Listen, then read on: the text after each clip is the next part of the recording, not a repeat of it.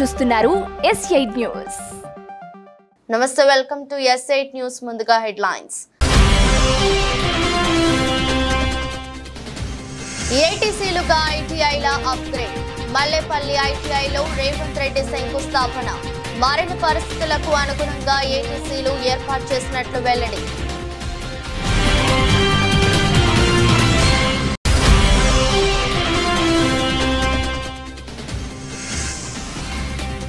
ఉప ముఖ్యమంత్రిగా పవన్ బాధ్యతల స్వీకరణ. డిప్యూటీ సీఎం హోదాలో పలు శాఖల మంత్రిగాను బాధ్యతలు.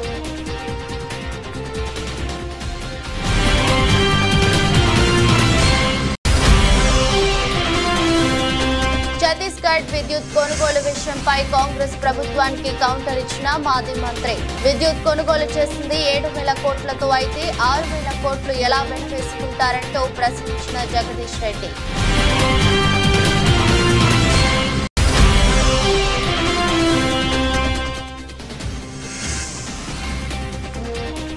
పాలకొల్లులో మంత్రి రామానాయుడిని కలిసిన ఎన్నికలకు ముందు రాజీనామాలు చేసిన వాలంటీర్లు తమకు అవకాశం కల్పించాలని విజ్ఞప్తి.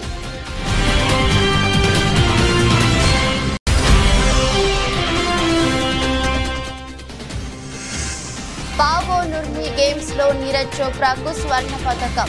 జావెలిన్ ను ఏకంగా 85.97 మీటర్లు విసిరి సత్తా చాటిన నీరజ్ చోప్రా.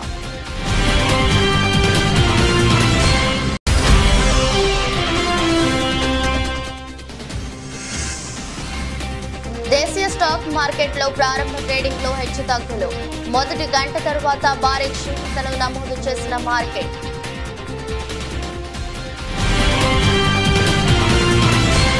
సమాజం చాలా వేగంగా అధునాతన టెక్నాలజీ వైపు దూసుకెళ్తుందని తెలంగాణ ముఖ్యమంత్రి రేవంత్ రెడ్డి అన్నారు. మల్లేపల్లి ఐటీఐలో అడ్వాన్స్ ట్రైనింగ్ సెంటర్ల ఏటీసీకు ముఖ్యమంత్రి శంకుస్థాపన చేశారు. ఈ సందర్భంగా మాట్లాడుతూ యువతకు ఉపాధి అవకాశాలు కల్పించడమే తమ లక్ష్యమన్నారు. ప్రపంచ అవసరాలకు సరితూలిగేలా శిక్షణా కేంద్రాలు ఏర్పాటు చేసినట్లు చెప్పారు. మారిన పరిస్థితులకు అనుగుణంగా యువతను తీర్చిదిద్దేందుకు ఏటీసీలు ఏర్పాటు చేశామన్నారు. ప్రైవేటు రంగంలోని ఇతర ఉద్యోగాలు అందిపుచ్చుకోలేని పరిస్థితి నెలకొందన్నారు. సాంకేతిక నైపుణ్యం ఉంటే ప్రభుత్వం ఉద్యోగాల వైపు మాత్రమే చూడరని పేర్కొన్నారు. నైపుణ్యం లేకుండా కేవలం సర్టిఫికెట్ ఉంటే ప్రయోజనం లేదన్నారు. हमारे एमएलए साहब एमएलसी साहब से मैं एक ही बात कहना चाहता हूं, बहुत सारे लोग अपने भाई बहनों मिडिल ईस्ट कंट्रीज को जा रहे नौकरी के लिए, ढूंढते उधर जा रहे, यहाँ पर कुछ सीख रहे नहीं. कोई किसी ने कहा तो अरे अच्छा नौकरी मिलेगा, चलो मैं दिलाता हूँ, ले जा रहे वहाँ छोड़ दे रहे, वहाँ पर कुछ नौकरी मिल रहा है नहीं, वहाँ पर उनको फिर वापस आके घर में शक्ल दिखाने के लिए भी मुश्किल हो जाके वहीं पर गुजार रहे, नहीं तो वहीं पर खुदकुशी कर ले रहे. इसीलिए आज मल्लेपल्ली में जो शुरुआत किए, यहाँ से अपने भाई बहनों जो भी मिडिल ईस्ट कंट्री में नौकरियों के लिए ढूंढ रहे, तड़प रहे, उन लोगों को यहाँ पर तजुर्बा देंगे, यहाँ पर जो जो सिखाना है सिखाएंगे.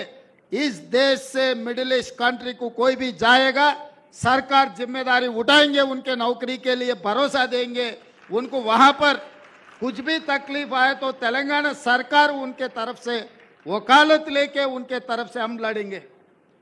क्योंकि आज के तारीख में खासकर मुस्लिम माइनॉरिटी भाई बहनों बहुत सारे मिडिल ईस्ट कंट्री जा रहे, मगर वहाँ पर जाने के बाद उन लोगों को कुछ समझ में भी नहीं आ रहे हम कहाँ है, क्या काम कर रहा है. कंस्ट्रक्शन, खासकर कंस्ट्रक्शन कंपनी, उसमें ये लोग जो सोच रहा है, ये तेलंगाना नहीं पूरा हिंदुस्तान में नौकरियों का ज़रूरत है, स्किल लेबर का ज़रूरत है. మాజీ ముఖ్యమంత్రి వైసీపీ అధినేత వైఎస్ జగన్ పులివెందుల పర్యటన వాయిదా పడింది. ఆయన రేపు పులివెందుల వెళ్లి 21వ తేదీన తాడేపల్లి తిరిగి రావాలని తొలుత భావించారు. అయితే ఏపీ అసెంబ్లీ సమావేశాలను 24వ తేదీ నుంచి 21కి మార్చడంతో జగన్ పర్యటనలోనూ మార్పులు తప్పలేదు. ఈ నెల 20న తాడేపల్లిలో వైసీపీ కీలక సమావేశం జరగనుంది. అసెంబ్లీ లోక్సభ ఎన్నికల్లో పోటీ చేసిన వైసీపీ అభ్యర్థులతో పార్టీ అధినేత జగన్ సమీక్ష నిర్వహించనున్నారు. అదే సమయంలో అసెంబ్లీ సమావేశాలపైన చర్చించనున్నారు. ఇటీవల జరిగిన సార్వత్రిక ఎన్నికల్లో తిరుగులేని విజయం సాధించిన జనసేన చీఫ్ పవన్ కళ్యాణ్ కొద్దిసేపటి క్రితం ఆంధ్రప్రదేశ్ ఉప ముఖ్యమంత్రిగా బాధ్యతలు స్వీకరించారు. అంతకుముందు విజయవాడలోని క్యాంపు కార్యాలయంలో ప్రత్యేక పూజలు చేశారు. డిప్యూటీ సీఎం హోదాలో పంచాయతీరాజ్, గ్రామీణాభివృద్ధి, పర్యావరణ, అటవీ శాస్త్ర, సాంకేతిక శాఖల మంత్రిగాను బాధ్యతలు స్వీకరించారు. అనంతరం పలు ఫైళ్లపై మంత్రి హోదాలో సంతకాలు చేశారు. ఛత్తీస్గఢ్ విద్యుత్ కొనుగోలు విషయంపై కాంగ్రెస్ ప్రభుత్వానికి మాజీ మంత్రి జగదీష్ రెడ్డి కౌంటర్ ఇచ్చారు. ఛత్తీస్గఢ్ నుండి విద్యుత్ కొనుగోలు చేసింది 7,000 కోట్లతో అయితే అందులో 6,000 కోట్లు వెనవేసుకున్నారని అంటున్నారు. ఇదెలా సాధ్యమవుతుందని ప్రశ్నించారు. ఛత్తీస్గఢ్ పవర్ ఇవ్వనున్నప్పుడు బయట నుండి అధిక ధరకు కొన్నారు అని అంటున్నారు. అప్పుడు 15,000 మిలియన్ యూనిట్లకు 7,000 మాత్రమే ఎలా అవుతుంది అని జగదీష్ రెడ్డి అన్నారు. కాంగ్రెస్ ప్రభుత్వం ఇలా చూపింది తెలంగాణను అంధకారంలో తీసుకెళ్లి మళ్లీ సమైక్య ఆంధ్ర పాలననే బాగుంటుంది అన్నట్టు చేయాలని చూస్తుందని బీఆర్ఎస్ ఎమ్మెల్యే జగదీష్ రెడ్డి పేర్కొన్నారు. ఇవాళ వారు మాట్లాడింది ఏంది, అందులో రాసిన రోతరాతలు ఏంది? 6,000 కోట్ల నష్టం. ఇప్పటి వరకు చెల్లించిందే 7,000 కోట్ల రూపాయలను వాడే రాసిండు మొత్తం ఛత్తీస్గఢ్ ప్రభుత్వానికి. 17,000 మిలియన్ యూనిట్లు వాడిండ్రు, 7,000 కోట్ల రూపాయలు చెల్లించింది. 17,000 మిలియన్ యూనిట్లు వాడిన తర్వాత చెల్లించింది 7,000 కోట్లు అయితే 6,000 కోట్లు దుర్వినియోగట్లయితే ఏంది అసలు దీంట్లో? అంటే వినేవాళ్ళు అజ్ఞానులనా, అమాయకులనా, లాజిక్ ఉండదనా, తెలివి ఉండదనా, వాళ్ళ మైండ్లకు చైతన్యం లేదనా, ఏందన్నట్టు? ఇంకా అతి తెలివి చేసి ఏం మాట్లాడిండ్రు? ఛత్తీస్గఢ్ ఇస్తానన్న రోజుకు 1000 మెగావాట్ల కరెంట్ ఇయ్యక మధ్యలో అప్పుడప్పుడు 500 మెగావాట్లు, 700 మెగావాట్లు, 300 మెగావాట్లే ఇచ్చింది. ఆ ఇస్తానన్న రోజునాడు వాళ్ళు ఇవ్వకపోవడం వల్ల బయట మీరు ఎక్కువ ధర పెట్టి కొన్నారు కాబట్టి ఆ ఛత్తీస్గఢ్ ఇచ్చే ₹3.90 మీరు బయట ₹5, ₹6 పెట్టి కొన్నదానికి వ్యత్యాసం ₹3 ఉంది కాబట్టి అది నష్టమైంది అని మాట్లాడింది. ఓకే, నీ మాట ప్రకారమే. ఒకవేళ నువ్వు అదే కనుక నువ్వు ఆ స్టాండ్ మీద నిలబడితే నువ్వు ఛత్తీస్గఢ్ ఒప్పందం మొత్తమే వద్దు, ఒక్క యూనిట్ కూడా తీసుకోవాల్సింది కాకుంటే అని మాట్లాడుతున్నారు. మరి తీసుకున్న 17,000 మిలియన్ యూనిట్లకు ఇలా కట్టింది 7,000 కోట్లు అయితే ఇదే ఒప్పందం లేకపోతే ఛత్తీస్గఢ్ నుంచి కరెంట్ తెచ్చుకోకపోతే ఆ 17,000 మిలియన్ యూనిట్లు ఇవాళ 15,000 కోట్ల రూపాయలు కట్టాల్సి వచ్చేది కదా, ఖర్చు పెట్టాల్సి వచ్చేది కదా. దాని మీద ఏం అతి తెలివి మాటలు మాట్లాడుతున్నారు? అసలు నీకు ఇవాళ నార్త్ నుంచి సౌత్కి వచ్చిన గ్రిడ్కు మనకు అలా వాటానే లేకపోతే ఇవాళ ఇంకా చీకటనే ఉండేది కదా. ఉత్తర భారతదేశం నుంచి కరెంటు మన దగ్గర తీసుకొచ్చుకోకపోతే అందులో మన రాష్ట్రం హక్కు లేకపోతే ఏంది వీళ్ళ ఉద్దేశం? కేసీఆర్ కరెంటు తేవాల్సి లేకుండే, తెలంగాణ అట్లనే చీకట్లో ఉంచాల్సి ఉండే. కేసీఆర్ ఫెయిల్ అయింది కాబట్టి మళ్ళీ తీసుకుపోయి సమైక్యాంధ్రని కలిపితే బాగుండేది. ఇప్పుడు మాట్లాడుతున్నారు కదా. ఎన్నికల సమయంలో రాజీనామాలు చేసిన వాలంటీర్లు మంత్రి నిమ్మల రామానాయుడును కలిశారు. పాలకొల్లులో మంత్రిని కలిసిన వాలంటీర్లు ఎన్నికలకు ముందు వైసీపీ నేతలు తమతో బలవంతంగా రాజీనామాలు చేయించారని వెల్లడించారు. ఉద్యోగాలు కోల్పోయిన తమకు అవకాశం కల్పించాలని విజ్ఞప్తి చేశారు. వాలంటీర్ల విన్నపం పట్ల మంత్రి నిమ్మల రామానాయుడు స్పందించారు. వైసీపీ నేతల మాటలు నమ్మిన వాలంటీర్లు ఉద్యోగాలు పోగొట్టుకున్నారని వ్యాఖ్యానించారు. నాడు రాజీనామాలు చేయొద్దు, వాలంటీర్ల వ్యవస్థను కొనసాగిస్తాం, జీతాలు కూడా పెంచుతామని పదే చెప్పినా తమ మాట వినలేదని రామానాయుడు అన్నారు. దీనిపై ప్రభుత్వం ఆలోచించి నిర్ణయం తీసుకుంటుందని తెలిపారు.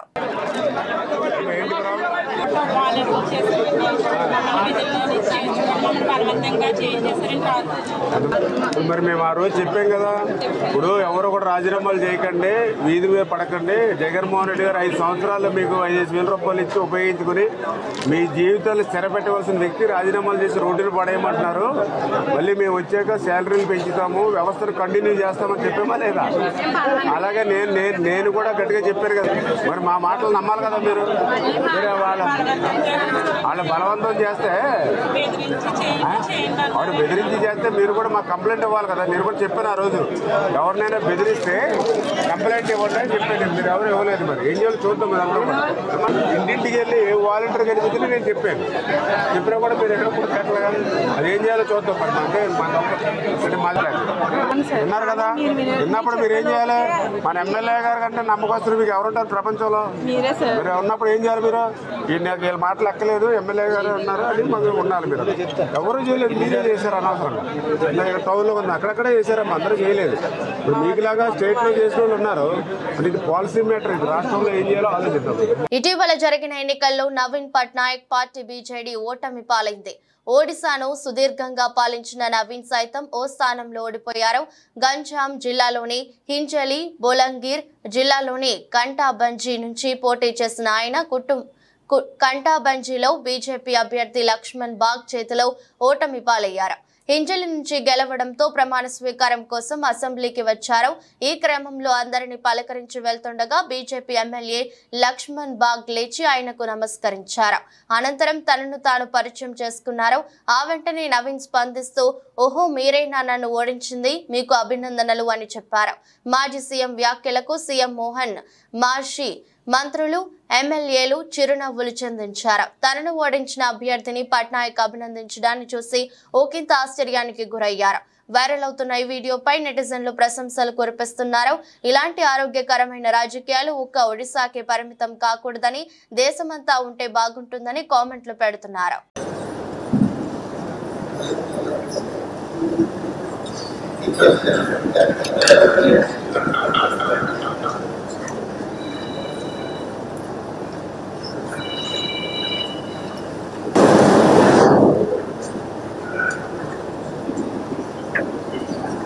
అంగన్వాడీలో ఏ ఒక్కరికి కూడా ఇవాల్టి వరకు జీతాలు అందలేదు. బీఆర్ఎస్ నాయకుడు దేవి ప్రసాద్ అన్నారు. ఈ విషయమై ఆయన మాట్లాడుతూ 1 తారీఖున జీతాలు వేస్తున్నామన్నారు. మీరు జీతాలు వేశాక కూడా ఆశా వర్కర్లు, అంగన్వాడీలు రోడ్లపైకి వచ్చి ధర్నాలు చేస్తున్నారా అని ప్రశ్నించారు. గతంలో 1500 నుంచి 9700కి, 4000 నుంచి 13000 వరకు ఆశా వర్కర్లకు, అంగన్వాడీలకు జీతాలు పెంచారని, 10 ఏళ్లలో బీఆర్ఎస్ నాయకులు అందుబాటులో లేరు అని తప్పుడు ప్రచారం చేశారని మండిపడ్డారు. ఒక అధికారి బీఆర్ఎస్ నాయకులకు అపాయింట్మెంట్ ఇవ్వలేని పరిస్థితి ఎందుకు వచ్చింది? ఇలా ఉంటే సామాన్యులు, ఆశా వర్కర్లు, అంగన్వాడీ వాళ్ళు ఎలా కలుస్తారని అన్నారు. ఇలా ఏ ఒక్క అంగన్వాడీకి కూడా కిరాయి అందనటువంటి పరిస్థితిని చూస్తా ఉన్నాం. మీరు వేతనాలేమో నెలకి ఇస్తున్నామని చెప్పి డాంబికాలు పలుకుతారు. ఈ రోజు వరకు కూడా అంగన్వాడీలకి రాష్ట్రంలో వేతనం రాలేదు.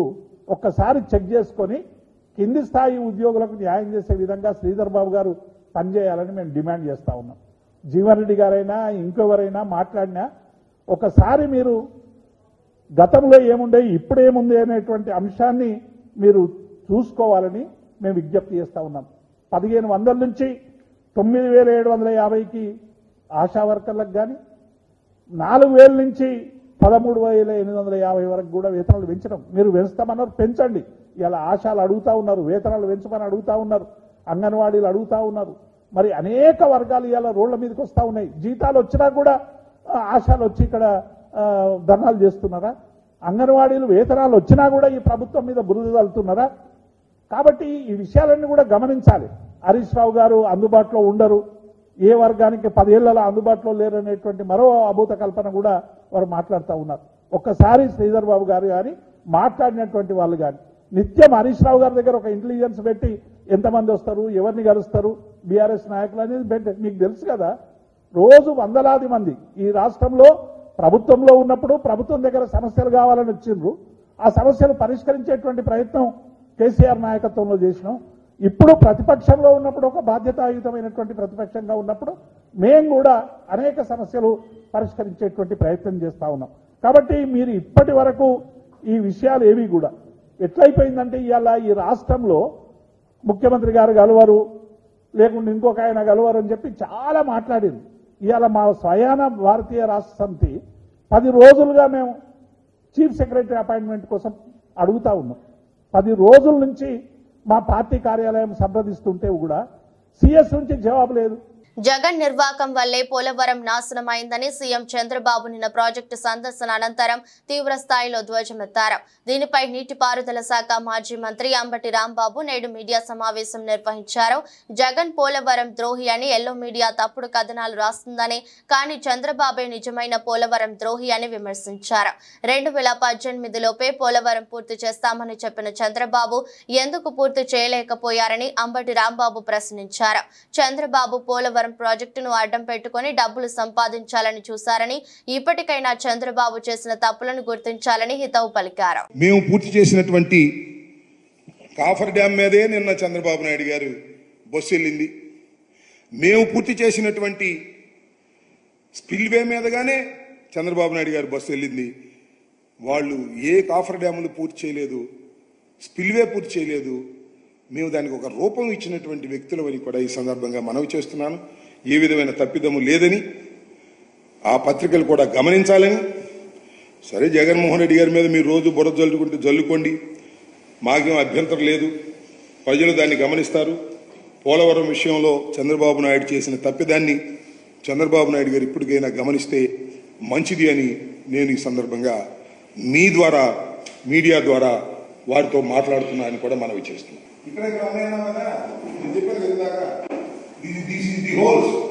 వీటిని పోచాలంటే ఏజెన్సీ లేక పోచాలనుకున్నారు, తప్పు. That is wrong. నది డైవర్షన్ కంప్లీట్ కాలేదు. ఇది క్లోజ్ చేస్తే మొత్తం 54 గ్రామాలు మునిగిపోతాయి. చరిత్రది రికార్డులో ఉంటది, చూడండి. అంటే ఏజెన్సీని మార్చడం వల్ల, ఈ పూర్తి చేయకపోవడం వల్ల ఇది కొట్టుకుపోయింది. ఇది పూర్తి చేస్తే ఇది ఎవరు పోతే ఊళ్ళు పోతాయి. 54 గ్రామాలు మునిగిపోతాయి. 54 గ్రామాలు అల్లాడారు. వచ్చే రిప్రజెంటేషన్ ఇచ్చారు. I know as ex minister of irrigation. కాదని చెప్పానండి. అసలు నది డైవర్షన్ కంప్లీట్ కాకుండా హౌ యూ క్లోజ్ ది నది ప్రవాహాన్ని ఎలా క్లోజ్ చేస్తాం? ఇక్కడ క్లోజ్ చేస్తే నది ప్రవాహం రావాలి కదా, ఇటు వచ్చే అవకాశం లేదు కదా. నది డైవర్ట్ అయిన వాటర్ వెళ్ళిపోయి ఇటు వెళ్ళిపోద్ది. ఇటు నుంచి నీరు రాదు, ఇటు నుంచి. ఈ సీపేజ్లో ఉన్నాయి ఇప్పుడు విపరీతమైన సీపేజ్ వస్తుంది. దానికి ఏదో నుంచి, ఎందుకంటే దాని గ్యారంటీ అనేది 3 సంవత్సరాలే. ఇప్పుడు 6 సంవత్సరాలు అయింది వేసి. సో ప్రమాదం ముంచుకొస్తుంది. దీన్ని కేవలం చంద్రబాబు నాయుడు గారి తప్పిదం వల్ల తప్ప మరొకటి కాదు. జగన్మోహన్ రెడ్డి గారి ప్రభుత్వం కానీ మేము కానీ ఏ విధమైన తప్పిదము చేయలేదనేది చాలా స్పష్టంగా చెప్పదలుచుకున్నాను. పవన్ కళ్యాణ్ చెప్పినట్టు వాలంటీర్ల ద్వారా కనపడకుండా పోయిన 32,000 మంది ఆడపిల్లలను ఇప్పుడు పవన్ కళ్యాణ్ వెంటనే అధికారాన్ని ఉపయోగించి పట్టుకుని వాళ్ల కుటుంబానికి అప్పచెప్పి తన మాటల్లోని చిత్తశుద్ధిని నిరూపించుకోవాలని జడా శ్రవణ్ కోరారు. ఈ విషయమై ఆయన మీడియా సమావేశం నిర్వహించారు. గత ప్రభుత్వంలో 5 సంవత్సరాల్లో వాలంటీర్ల ద్వారా 32,000 ఆడపిల్లలు అదృశ్యం కాబడ్డారు. 32,000 మంది. ఈ 32,000 మందికి అదృశ్యం అవడానికి కారణం వాలంటీర్. ఇది as per honourable deputy chief minister statement. So I'm requesting honourable deputy chief minister Shri Pawan Kalyan గారు, 32,000 మంది ఎవరైతే గత ప్రభుత్వంలో వాలంటీర్ల ద్వారా మాయం కాబడ్డారో ఈ 32,000 మందిని తొందరగా వెతికి పట్టుకొని వాళ్ళ కుటుంబాలకు అప్పచెప్తారు అని అయితే నేను భావిస్తున్నా. ఎందుకంటే హోమ్ మినిస్టర్ కూడా, సెంట్రల్ హోమ్ మినిస్టర్ కూడా కాన్ఫిడెన్షియల్గా మీతో చెప్పినటువంటి అంశాలు ఇప్పుడు గౌరవ హోమ్ మినిస్టర్ కూడా మీ ప్రభుత్వంలోనే ఉన్నారు కాబట్టి, కేంద్రంలో మీ ప్రభుత్వమే అధికారంలో ఉంది కాబట్టి ఈ 32,000 మందిని వీలైనంత తొందరగా అప్పచెప్పి వాళ్ళ కుటుంబాలకు ఇవ్వగలిగితే హానరబుల్ డిప్యూటీ చీఫ్ మినిస్టర్గా మీ యొక్క గౌరవం అత్యున్నతంగా పెరుగుతుంది. సో ఏ రోజుకు ఆ రోజు ఒక స్పెషల్ టాస్క్ ఫోర్స్ పెట్టి ఈ 32,000 మంది మిస్సింగ్ కేసెస్లో, అంటే ఎవరైతే వాలంటీర్ల ద్వారా వీళ్ళందరూ అక్రమంగా రవాణా చేయబడ్డారో ఈ అక్రమంగా రవాణా చేయబడిన ప్రతి ఆడపిల్ల, ప్రతి వాలంటీర్, దీనికి కారణమైన ప్రతి వాలంటీర్ మీద కేసు పెట్టాలి. అట్ ది సేమ్ టైం ప్రతి బిడ్డని కూడా ఆ కుటుంబానికి అప్పచెప్పాలి. మెదక్ జిల్లా రామాయంపేట బీజేపీ నాయకులు దామోదర్ రావు, నవతు రాజులు రామాయంపేటలో ఏర్పాటు చేసిన విలేకరుల సమావేశంలో మాట్లాడుతూ మెదక్ జిల్లా కేంద్రంలో జరిగిన గోవధ, గో సంరక్షణ కోసం సంఘ్ పరివార్ బంధువులు ప్రజలు సంరక్షించడానికి జరిగిన ఘర్షణలో హిందూ బంధువులకు మైనార్టీ వర్గాల రాళ్లు దెబ్బలు కత్తిపోట్లు జరగగా గోవులను సంరక్షించిన బాధితులపై లాఠీ చార్జ్ చేయడం ఎంతవరకు సమంజసమని ప్రశ్నించారు.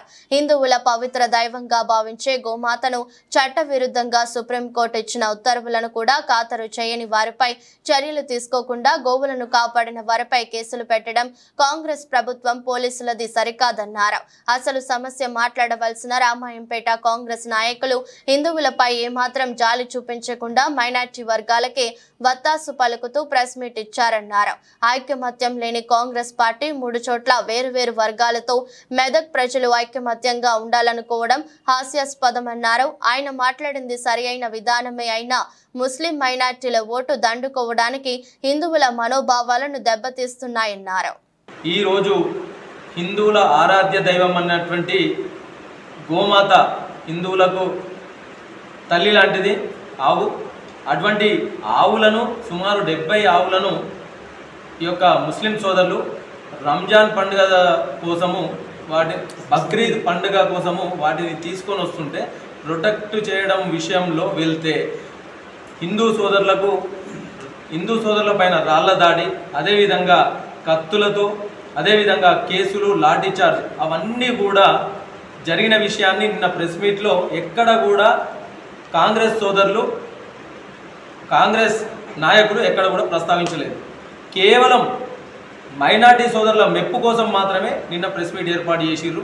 దాన్ని మేము హిందూ సోదరుల మనోభావాలను ఎక్కడ కూడా దృష్టిలోకి తీసుకోకుండా మైనార్టీలను అదేవిధంగా మైనార్టీ సోదరుల మెప్పు కోసం తీసుకుని అదేవిధంగా మన పంజా విజయ్ అన్నను టార్గెట్ చేసిన విషయాన్ని మేము భారతీయ జనతా పార్టీ తరఫున పూర్తిగా ఖండిస్తూ ఉన్నాం.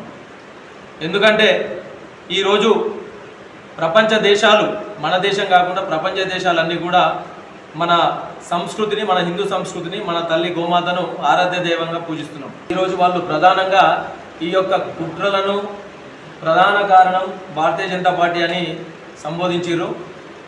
భారతీయ జనతా పార్టీ ఎక్కడ కూడా అందరూ బాగుండాలనే కోణంలోనే ఆలోచన చేస్తుంటుంది. ముందు సమస్య ఎక్కడొచ్చింది అనేది కాంగ్రెస్ పార్టీ నాయకులు దృష్టిలో ఉంచుకోవాలి. అదేవిధంగా మత ఘర్షణలు, అదేవిధంగా వీళ్ళు ఏదైతే మాట్లాడిర్రో భారతీయ జనతా పార్టీని దూషించిర్రో దాన్ని పూర్తిగా మేము ఖండిస్తూ ఉన్నాము. కాంగ్రెస్ పార్టీ నాయకులు ముఖ్యంగా గుర్తుంచుకోవాలి, ఈరోజు పంజా విజయ్ కుమార్ గారిని దూషించడం, అభ్యంతరకర వ్యాఖ్యలు చేయడాన్ని భారతీయ జనతా పార్టీ నాయకులను ఎక్కడ కూడా తిరగనీయము అని చెప్పేసి కాంగ్రెస్ పార్టీ నాయకులు మాట్లాడడం జరిగింది. మేము ఎవరికి కూడా వ్యతిరేకం కాదు. కాకినాడ జిల్లా ప్రతిపాడు నియోజకవర్గం ప్రతిపాడు మండలం ప్రతిపాడులో నేడు ప్రపంచ సికిల్ సెల్ డే సందర్భంగా సిహెచ్సి వైద్య సిబ్బంది ర్యాలీ. హాస్పిటల్ సూపరింటెండెంట్ సౌమ్య మాట్లాడుతూ సికిల్ సెల్ పట్ల తీసుకోవాల్సిన పలు జాగ్రత్తలు, సేఫ్టీ ప్రికాషన్స్ తెలియజేశారు. అసలు ఈ సికిల్ సెల్ ఎనీమియా అంటే ఏంటంటే మనకు మామూలుగా మన రెడ్ బ్లడ్ సెల్స్ ఉంటాయి, ఎర్ర రక్త కణాలు, అవి యూజువల్గా డిస్క్ షేప్లో ఉంటాయి, రౌండ్గా ఉంటాయి. అయితే ఈ సికిల్ సెల్ డిసీజ్ జెనెటిక్గా వస్తుంది అనమాట.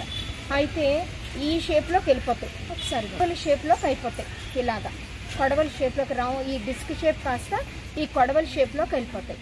ఈ కొడవల షేప్లో వెళ్ళిపోవటం వల్ల ఏమవుతుంది, మామూలుగా అయితే మన లోపల బ్లడ్ వెజల్స్లోకి రక్తం ఫ్రీగా వెళ్తూ ఉంటుంది, అన్ని ఆర్గన్స్కి ఫ్రీగా వెళ్తుంది.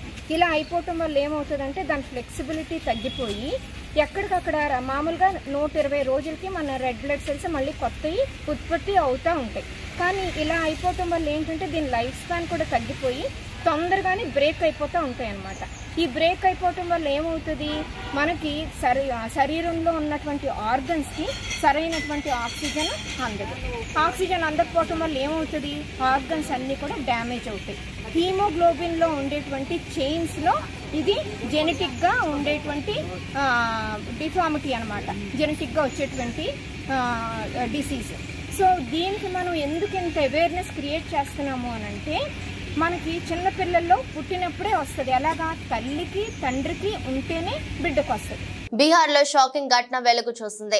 ఆరారియా జిల్లాలో బక్రా నదిపై 12 కోట్ల వ్యయంతో నిర్మించిన ఓ కాంక్రీట్ బ్రిడ్జి ప్రారంభించక ముందే కూలిపోయింది. నది ప్రవాహం పెరగడంతో కొంత భాగం కుప్పకూలింది. కూలిపోయిన భాగం నది మధ్యలో ఉండగా ఒడ్డున నిర్మించిన భాగం చెక్కు చెదరకుండా నిలబడింది. నదిపై బ్రిడ్జి ఒక వైపునకు వంగిపోయిందనే సమాచారం అందుకున్న స్థానికులు పెద్ద సంఖ్యలో అక్కడికి వెళ్లారు.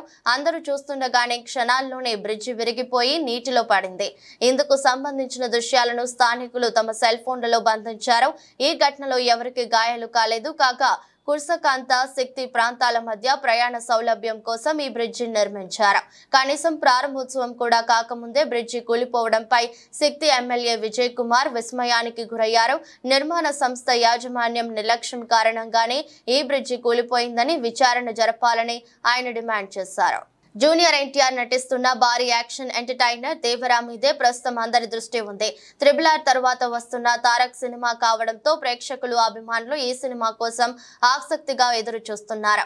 అతిలోక సుందరి శ్రీదేవి కుమార్తె జాన్వీ కపూర్ నటిస్తున్న తొలి తెలుగు చిత్రం ఇదే కావడం మరో ముఖ్య కారణం. దర్శకుడు కొరటాల శివ ఓ అద్భుత చిత్రంగా దేవరను తీర్చిదిద్దుతున్నారు. ఇటీవలే గోవాలో ఎన్టీఆర్ సైఫ్ అలీ ఖాన్ మీద ఓ భారీ యాక్షన్ సీక్వెన్స్ చిత్రీకరించారు. గోవాలో భారీ వర్షం కురుస్తున్న వేణుకడుగు వేయకుండా రాజీ పడకుండా ఈ ఫైట్ చిత్రీకరించడం గమనార్హం. త్వరలో థాయిలాండ్ లో ఎన్టీఆర్ జాన్వీ కపూర్ మీద ఓ మెలోడియస్ సాంగ్ ను చిత్రీకరించడానికి ప్లాన్ చేస్తున్నారు. యువసుధ ఆర్ట్స్, ఎన్టీఆర్ ఆర్ట్స్ సంస్థలు సంయుక్తంగా నిర్మిస్తున్న దేవరా చిత్రం 2 భాగాలుగా విడుదల కానుంది. టోక్యో ఒలింపిక్ గోల్డ్ మెడల్ విజేత భారత star javelin thrower Neeraj Chopra పావు నుర్మి గేమ్స్ లో స్వర్ణ పతాకాన్ని గెలుచుకున్నారు. ఫిన్లాండ్ లో జరిగిన టోర్నీలో జావెలిన్ ను ఏకంగా 85.97 మీటర్లు విసిరి సత్తా చాటారు. 8 మంది అథ్లెట్లు పాల్గొన్న ఈ ఈవెంట్ లో తన 3వ ప్రయత్నంలో నీరజ్ 88.97 మీటర్ల త్రోతో గోల్డ్ మెడల్ దక్కించుకున్నారు. ఇక నీరజ్ కు ఈ సీజన్ లో ఇది 3వ ఈవెంట్. గాయం బారిన పడకుండానే ముందు జాగ్రత్త కారణంగా గత నెలలో చెకియాలో జరిగిన Ostrava golden spike athletics meet కు అతడు దూరం అయ్యాడు. కాగా పారిస్ ఒలింపిక్స్ ముందు నీరజ్ ప్రదర్శన మరోసారి పతకంపై భారత్ ఆశలను పెంచేసింది. కాగా నీరజ్ 83.62 మీటర్ల త్రోతో ఈవెంట్ ను ప్రారంభించాడు. మొదటి రౌండ్ ముగిసేసరికి అతని ముందంజలో ఉన్నాడు. కానీ 2వ రౌండ్ లో ఫిన్లాండ్ కు చెందిన ఆలివర్ హెలాండర్ తన ఈటను 83.96 మీటర్లకు విసిరి మనోడిని 2వ స్థానానికి నెట్టాడు. అయితే 3వ ప్రయత్నంలో భారత్ మళ్లీ ఆధిక్యంలోకి వచ్చింది. చోప్రా తన జావెలిన్ ను ఏకంగా 85.97 మీటర్లకు విసిరాడు. దేశీయ స్టాక్ మార్కెట్లో నేడు ట్రేడింగ్ లో హెచ్చుతగ్గులు కనిపించాయి. మార్కెట్లోని ప్రధాన సూచీలు పెరుగుదలతో ప్రారంభమైనప్పటికీ మొదటి గంట తర్వాత మార్కెట్ భారీ క్షీణతను నమోదు చేసింది. ఈ నేపథ్యంలోనే నిఫ్టీ తొలిసారిగా 23,600కు మించి ప్రారంభమైంది. ఇది ఆల్ టైమ్ స్థాయి 23,630కి చేరుకుంది. సెన్సెక్స్ కూడా కొత్త రికార్డు గరిష్ట స్థాయి వద్ద ప్రారంభమైంది. మొదటిసారిగా 77,500 దాటింది. ప్రపంచ మార్కెట్ నుంచి బలమైన సంకేతాల మధ్య భారతీయ స్టాక్ మార్కెట్ గ్రీన్ లో ప్రారంభమైంది. ఈ క్రమంలోనే ఉదయం 11:15 ప్రాంతంలో BSE సెన్సెక్స్ 42 పాయింట్లు క్షీణించి 77,258 వద్దకు చేరుకుంది. అదే సమయంలో నిఫ్టీ 50లో కూడా క్షీణత కనిపించింది. అది 55 పాయింట్లు పడిపోయింది. మరోవైపు నిఫ్టీ మిడ్ క్యాప్ సూచి ఏకంగా 500 పాయింట్లు తగ్గి 54,598 స్థాయిలో ట్రేడ్ అవుతుంది. కానీ నిఫ్టీ బ్యాంక్ మాత్రం 607 పాయింట్ల లాభంతో 51,048 వద్ద కదులుతోంది. కేంద్ర బడ్జెట్ 2024కు ముందే స్టాక్ మార్కెట్ సూచీలు సరికొత్త గరిష్టాలను తాకుతుంటే బడ్జెట్ వేళ ఈ సూచీలు మరింత పెరుగుతాయని నిపుణులు అంటున్నారు. వార్తలు ముగించే ముందు మరోసారి హెడ్లైన్స్. ఏటీసీలుగా ఐటీఐల అప్గ్రేడ్. మల్లేపల్లి ఐటీఐలో రేవంత్ రెడ్డి శంకుస్థాపన. మారిన పరిస్థితులకు అనుగుణంగా ఏటీసీలు ఏర్పాటు చేసినట్లు వెల్లడి.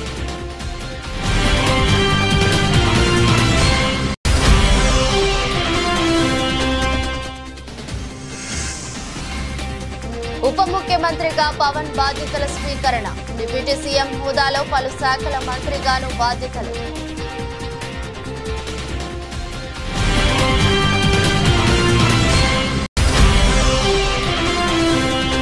ఛత్తీస్గఢ్ విద్యుత్ కొనుగోలు విషయంపై కాంగ్రెస్ ప్రభుత్వానికి కౌంటర్ ఇచ్చిన మాజీ మంత్రి. విద్యుత్ కొనుగోలు చేసింది 7,000 కోట్లతో అయితే 6,000 కోట్లు ఎలా వెనవేసుకుంటారంటూ ప్రశ్నించిన జగదీష్ రెడ్డి.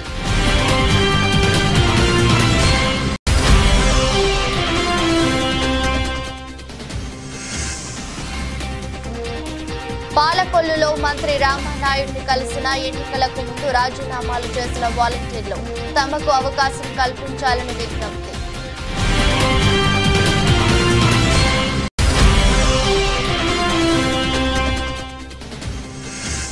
పావో నుర్మి గేమ్స్ లో నీరజ్ చోప్రాకు స్వర్ణ పతకం. జావెలిన్ ను ఏకంగా 85.97 మీటర్లు విసిరి సత్తా చాటిన నీరజ్ చోప్రా.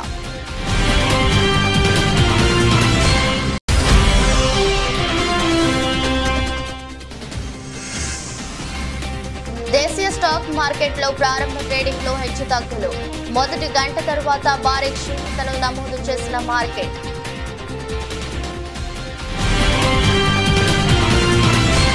ఇది బులెటిన్. మరో బులెటిన్లో మళ్ళీ కలుద్దాం. అంతవరకు సెలవు. నమస్కారం.